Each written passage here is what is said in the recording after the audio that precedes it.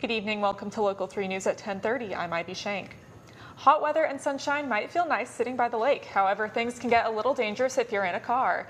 Local 3's Audrey Pentecost has more on how to keep you and your loved ones safe from heat exhaustion this summer. With the sun beaming down and the temperature soaring high, those first few minutes in your car before you turn the air conditioning on or roll the window down can be unbearable. Hot summer days can create dangerous heat inside a car that's been baking in the sun all day. The important thing is, if you see on your car thermometer that it's 80 degrees outside and then you roll the windows up and you get out of the car, in less than 10 minutes time it's going to be over 100 degrees inside your car, and less than 20 minutes time is maybe as warm as 120 degrees inside that car. So it will not take very long at all for the temperature to reach a point where it could become very dangerous for anybody or any animals that are left inside a vehicle. During these hot days, it can be deadly to a child or animal left inside a hot car. In just minutes, children and animals can start to feel the symptoms of heat exhaustion or even a heat stroke while sitting in the extreme heat of a parked car. The CDC says the warning signs of heat exhaustion include feeling faint or dizzy, excessive sweating, cool, pale, clammy skin, rapid, weak pulse, and muscle cramps. In the case of heat exhaustion, get you or your child or pet to a cooler air-conditioned place and drink water.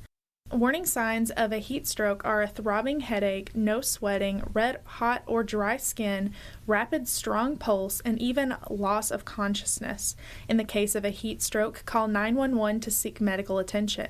To avoid these deadly conditions, some people will leave their cars running with air conditioning on. Before you do this, it's very important to understand how your particular car works. Another very important thing to remember is a lot of the new vehicles, when you exit that vehicle, if they don't have a key, if you just have like the key fob that's in your pocket, a lot of these vehicles, when they don't recognize that key fob as being closed, they will shut down after a few minutes. So we've seen that unfortunate circumstance where somebody will come in, they'll go into the store real quick, maybe 10-15 minutes, thinking that their vehicle is on, they'll come back out, the vehicle's been shut off automatically because of that range of that key fob is gone, and now unfortunately they have a deceased pet inside of the vehicle. So it's really important that we make sure we know our vehicles and what their capabilities are, what their programming is on the key fobs, that type of thing.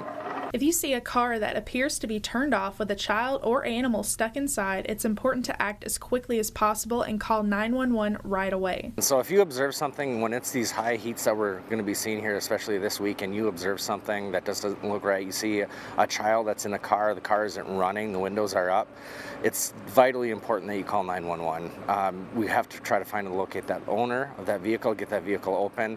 In rare circumstances, we may have to break a window to get into there to find that child, make sure that child is safe and is not going to be a victim of heat exhaustion. Remember to check your back seat before you exit your vehicle to make sure you won't forget your child or pet while you run your errands this summer. Reporting in Marquette, Audrey Pentecost, Local 3 News.